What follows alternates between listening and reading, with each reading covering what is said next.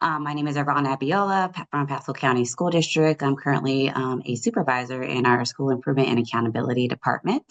And with that, we handle different divisions of school improvement, accountability, teacher evaluation, as well as some systems, MTSS, and school support aspect as well. Pasco County used to be a very small district. We are now a large district with 103 schools, as you can see on the screen, about 86,000 students, and about 2,500 staff members. So going from that small town feeling to that growth, that large growth that we've seen over time, been in the district for 18 years. And even with other incidences that are pressing related to enrollment and things like that, we are no longer that small town district that I came into 18 years ago. So with that said, we too, with new leadership, have had to refine our strategic goals and our school improvement processes. And one of the largest and main goals that we have focused on is improving instructional pedagogy and teaching practices. And as Becky mentioned, through the voice and uplifting the voice of our students and ensuring that we have that input from key stakeholders, but also ensuring with attendance that we've got the students in the classrooms, we've got the teachers in the classrooms, and that we're able to understand what exactly we're putting in front of kids that's aligned with benchmark aligned instruction. Do we have the right materials, the benchmarks that are aligned to those materials in front of them? Are we able to give those teachers strong feedback and connections through a growth mindset and coaching? Because we know in education right now, teacher retention is huge and people want to be around to grow and they want to improve. So part of the big work that I've done with ThoughtExchange and especially Momo and the team, and I'm really big on giving shout outs. So Dave, Shauna, Momo, Yaz, Megan, Matthias. This has been a 10-month journey and it's been a grassroots journey. ThoughtExchange was initially built for surveys. But now, as you've seen, it has grown over time to it's much bigger than anything other than a survey in exchange format or platform. It is so huge. So about July, I got back from vacation and was kind of talking through, given the task of thinking through how we could use ThoughtExchange not only for our surveys and exchange, but also how could we reimagine instructional walkthroughs with that process. So really grassrooting it up with the team on thinking about what is the big why behind that, and really it's change fatigue, too many different platforms, too many schools using different tools. I've used all of them: Google Forms, Microsoft Mock Form, Microsoft Forms, you name it, we've used it, have used it. And to have a way where you're able to streamline and elevate, just like we've seen in the previous with Becky talking through Momo through the Discover, we're able to see how we can triangulate data from multiple data points to be able to make decisions. So we think about attendance, behavior, academics. Now we have instructional practices as well as stakeholder agency and input to really drive forward and really react on data analytics and change that will really hopefully give us the impact that we want. So the observations existed in a vacuum, just like I just mentioned. We're often not aligned with the school improvement plans and goals. So we needed a way to tighten that. I'll talk about that in a second. And then needed a way to really curate the data at not just the school level, but high level, district level monitoring. When you have people, some schools using Microsoft, some schools using Qualtrics or whatever we're using, paper and pencil, it's really hard to make true data driven systematic decisions when you've got different platforms and data coming in and you look on return on investment, you're spending more of your time analyzing the data than reacting to the data. So working with the team to really develop an insight that allows us to use the tool, give real-time data and feedback, and also a way to monitor from the superintendent staff level all the way to the executive director level, all the way to the supervisor level, all the way to the principal level, all the way to the teacher level to be able to improve instruction and pedagogy aligned to that school improvement plan. We Totally. really Yeah. did. I'm sorry, go ahead, Mama. No, I was just going to say, and Ivana, I would be very honest to say that school walks and walkthrough assessments were really a new use case for us. And I think Correct. our partnership with you has really opened up the door to understanding like what is it that actually you're trying to Yeah. move the needle on? Because it Yes, wasn't just actually just entering data in a vacuum from correct. one place to the other, moving from paper and pen or Google Forms to Thought Exchange. But Mhm. I think when we kind of dug a little deeper, it was really this disconnection between your SIP, your district goals, and actually what's happening through the classroom, right? Absolutely correct. Absolutely. And through that, we had to learn through the partnership because walkthroughs mean different things for different folks, and even in the United States and across Florida and different places. What exactly are we talking about when we talk about instructional walks or instructional rounds? What does that mean? So really, as a team, coming to consensus through and understanding that common language before we can even jump into development. So really understanding the Yeah, vision that was given at the superintendent level and then taking it to the team level totally. to build out kind of the loose and tight of what we wanted in our system with input and feedback from our leaders as well. So part of Yeah, that, the pain point was we had to have some time to grow. So the time frame was very, very quick, but there had to be some learning forward and some really transparent conversations. And that's where I call Thought Exchange the trusted thought partners because you're not just going to get on and just have a conversation. Everybody just nods their head. You're going to get some pushback and some thoughts and some really critical thinking that's involved in making sure that we have the best top-notch product out there to truly impact student achievement. So yeah. that was huge.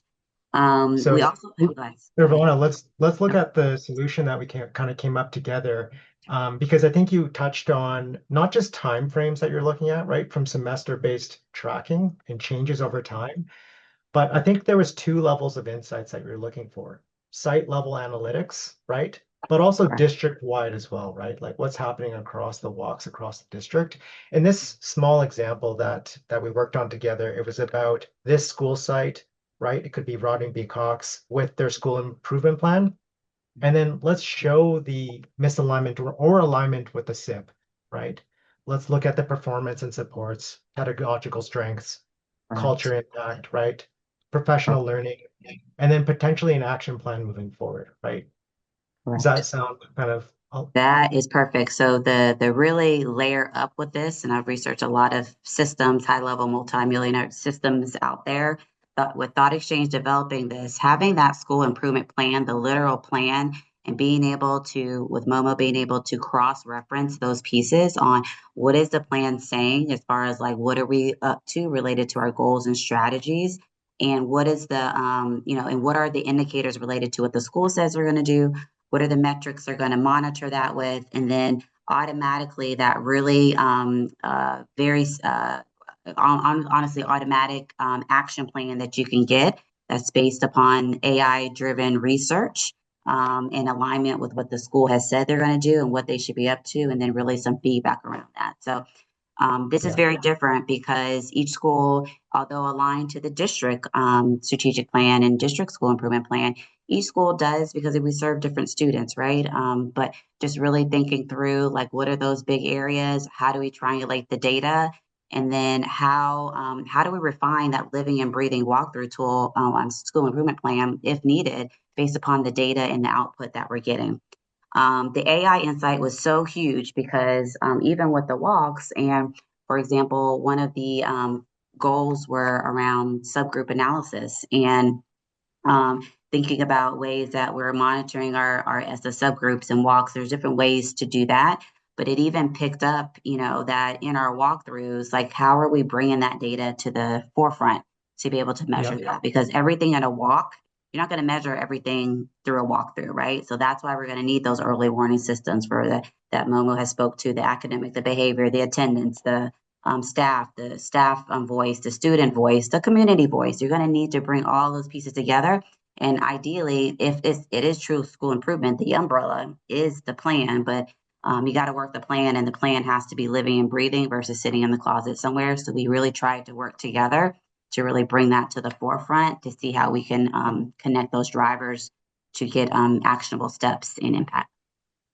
So let's have a look inside Irvana. We can kind of share with everyone some of the things that we actually came up with Yep. tangibly in the product, as well as maybe a glimpse into the thing we're working on next together, right? Right. So what we're looking at here is actually a series of school site walks in conjunction with their school improvement plan. So you'll see like a school code like WRES plus SIP from semester one, and you'll see each of these collections. And again, just to remind everyone, a collection is really just a grouping of data. It's like the infographic I had just shared previous, where it shows the SIP plus the school walk. In this case, it's a time frame at semester one. You'll see another one here that says the elementary east walk.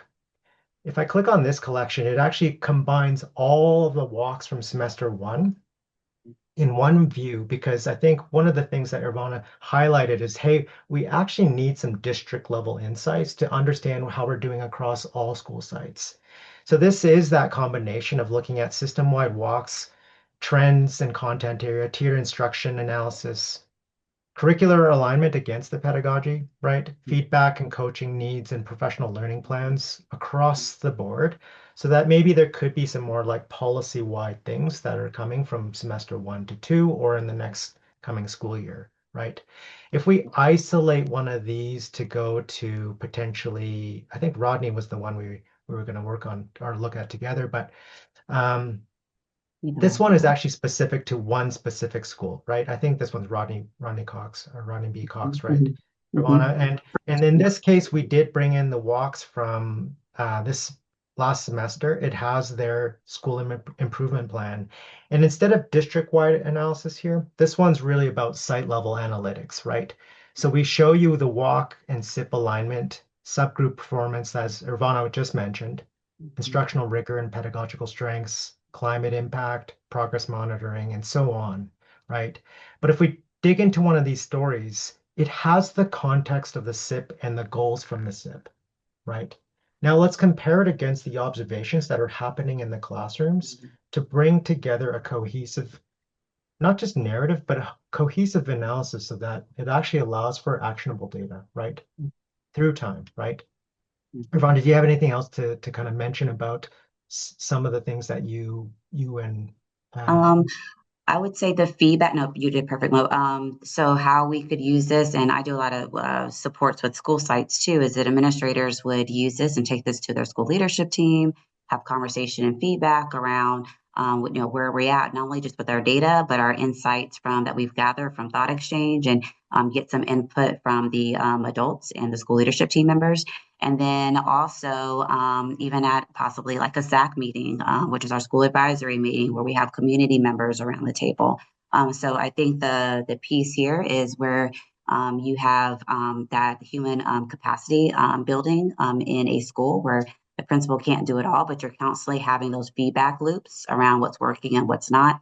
This has made a very easable, manageable way to drill down, get some insights, take it to those key stakeholders who are like your front runners in your building, your school leadership team members, and get some feedback and insights from them as well.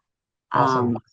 Yeah. And then maybe we can just touch on a glimpse into the future because I think when we chatted on Monday, we said, hey, there's a lot here to manage, right, and look at. And I think the user interface gets a little bit heavy when we're looking at when we do this again in the second semester. And there's a lot of things that we may want to organize into one cohesive view, as well as maybe giving some leading indicators on instructional impact. So I'll just pivot away from your instance to actually a prototype that we worked on together. And that's about maybe what if we had the ability to group the semester one walks into a folder? So taking all the collections that you have and centered around a use case. In this case, we have our elementary east walks. It's a sample. Mhm. What if we could give you a rolled up score of instructional impact, right? And so what if we could quantify a leading indicator of instructional impact? And the the two of us kind of and I think your team kind of came up with what if we Yeah. could measure the data against things like academic rigor, Mhm. student engagement, Mhm. instructional scaffolding, Mhm. positive learning environments, and instructional coaching loops, right? Ivana, do you Mhm. want to talk and speak into some of these drivers that you came up with? Because this is a future-facing prototype, but we thought, what if we could give you an actual tangible measure or a Yeah. metric to Yes. to to roll a walk up to? Go ahead. Yeah.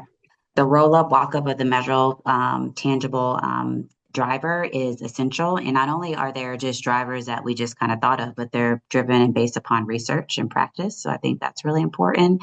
And then it leads us to, I really want us to talk about really I think the last two, well, positive learning environment, because we know the conditions for learning for kids have to be in place for that learning to occur. So not only do they have to be there, but they've got to have that sense of belonging that fits into our PBIS systems, rules, expectations, all the things maybe that different districts have to ensure there's a positive learning environment for the students, right? And then the last piece is a future piece that I hope is okay. We talk about like the instructional coaching component of this. So yes, we have this information, right, that we're using to gather, improve pedagogy and instruction, but also thinking about student work samples and how we're leveraging that with error analysis and making decisions around that. But also thinking about not only as the leaders, the school-based leaders being coaches, but also how are we able to use this data to say 13% instructional, the instructional coaching loops, how are we closing that instructional cycle, that coaching cycle that should be happening ongoing in a building? And that's an opportunity for growth for us. And we have a metric or some data that we can measure along the way, and even a tracking system that also feeds into the system that just gives us another way to really make some really strategic, triangulated decision making that's getting down to the teacher level, ensuring that the teacher understands their goals, what they're working on, they feel supported. Where I know some of the lagging out indicators may be retention because they feel like someone's investing in them. We're supporting, we're coaching them. So I think that's a very important piece that leads to that rigor of instruction that we also need to ensure that's happening at all levels. I will Awesome. say one last piece I just want to throw out and then I'm done is that proactive versus reactive. All of this is proactive, right? We want to get in front of it. So I think as much as, work with Momo and the team are really thinking through this, that's why that we were their early warning and their early warning signs and indicators so we can get in front of it and use that, that AI system and the generated results as well as the advisor and all the tools that are built in throughout Discover and all the pieces to make high level district decisions, but also within those building everyday decisions, especially to the folks that are closest to the kids in the classroom. Thank you. Awesome, Irvana. Mhm. Thanks so much for sharing your story. I think it's for us, it's been a big learning experience as well to understand kind of the instructional walks impact. And Dave, did you have anything else that you wanted to add before we to get to Jeremy? I got Yeah, two you things did. again this time. Is I think I want to say that the word partner is just so important here because when you use that word, it's not that we're excellent consultants, it's that we're partners and we learn through this stuff together. And I just want to highlight what an amazing partner that you and Pasco have been throughout this. And I'm hoping that every other district that's on this calls is writing down what are we doing with our walkthrough data? Is it Google Forms? Is it some Qualtrics thing? Is it some multi-million dollar system? Like I'm now curious because I Agree. want to figure out how we could do something like this. I hope, well, Becky spoke, you were like, what is the correct correlation between extracurriculars and academics? I am now highly curious, but I will tell you that I speak to a lot of district leadership teams, a lot of superintendents, and each time I bring up the concept of leveraging those walkthroughs to increase academic effectiveness on the school level, it opens eyes and everyone goes, you know what? Why are we not doing that? So I Yeah, think this could be something very, very important actually for North America that you've unlocked in Pasco through this partnership. yeah. Thank you. Awesome. Super excited. Mhm. Thanks, Irvana.